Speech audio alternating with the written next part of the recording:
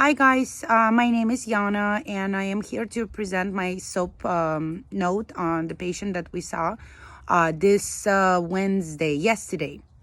So we saw Mr. FF. He's 75-year-old white male.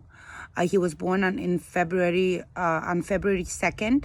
He has Medicare and he's single. He presents to our clinic alone and with newly developed right lower extremity weakness. So during the interview, he presents with the left spine pain with symptoms to the right lower extremity. The patient has a back pain with the following parameters. It's constant, radiating to the right buttock, right knee, right foot. Pain gets worse when sitting. Patient describes pain as being sharp. He has not had any loss of bowel or bladder control, and he has never had spine surgery and denies any recent trauma to his lower back. So his past medical history is hypertension, CHF, diabetes type 2, and he is partially deaf. He doesn't like to wear his hearing aids, and he really lip reading you when you're talking to him. So for his immunizations, he received his flu shot about 3 weeks ago from his primary care, and the pneumonia vaccine as well. He has no known allergies. And for his laboratory during this visit, we reviewed an MRI of the lumbar spine, which was done on 11/6/2020, and it showed L4 to L5 grade 1 anterolisthesis. Also demonstrates a large 17.5 millimeter extruded disc fragment and a severe central stenosis at the same level. His physical exam was within normal limits. However, for his lumbar thoracic spine, there was some gait abnormality, and there has been also motor function of lower extremity abnormal findings. So, and for the gait abnormality, we found that antalgic gait and limp on the right lower extremity. And for the motor, there was a weakness to the right knee flexion and extension. So per patient, this has been going on for the last few months. He's using anti-inflammatories and has not had injections or physical therapies in the past. My differential diagnosis was intervertebral disc displacement of lumbar region, radiculopathy of lumbar region. And for the plan, we have discussed with the patient, and since patient has significant findings of a large extruded disc fragments in the right lumbar 4 and 5 levels with weakness to the right knee. Patient also demonstrated significant central stenosis on the MRI. So the recommendation for disectomy at the right lumbar 4 and 5 level with right-sided central decompression was recommended.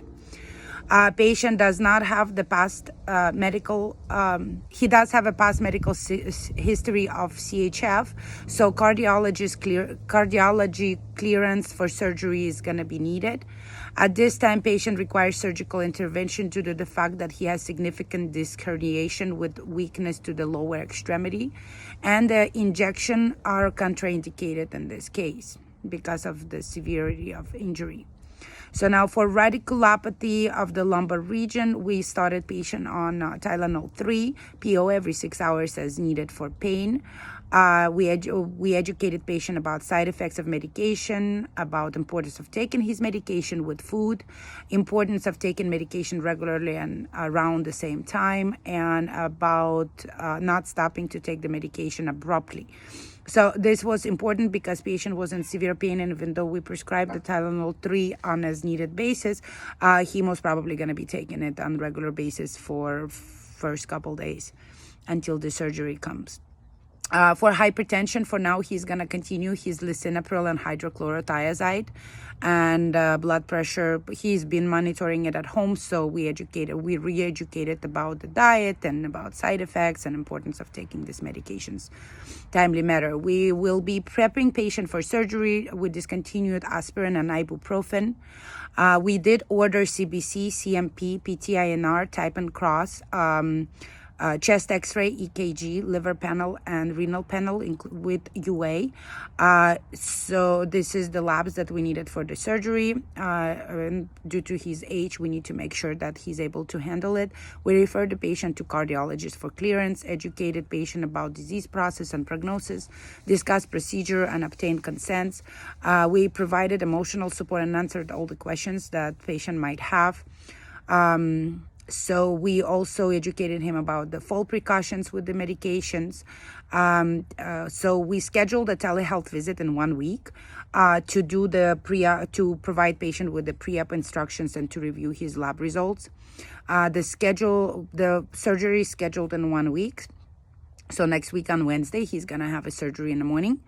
Continue all current medication until further notice, and continue other current medication until also further notice. Again, there's going to be specific instructions for this patient that we will be providing prior to surgery, what to take, what not to take, when to not eat prior to surgery, what time to arrive, and things like that. We also will be ordering some medications that will be delivered to his home because he's, again, elderly. That is going to be for after surgery medication. So it depends on how the surgery goes. The doctor will be ordering and sending it to his pharmacy. Now, I did discuss this case with my preceptor and with the physician, and they all agreed with this plan, and patient is aware. So please see my attached SOAP note as well, and I look forward to everybody's feedback. Thank you. Bye.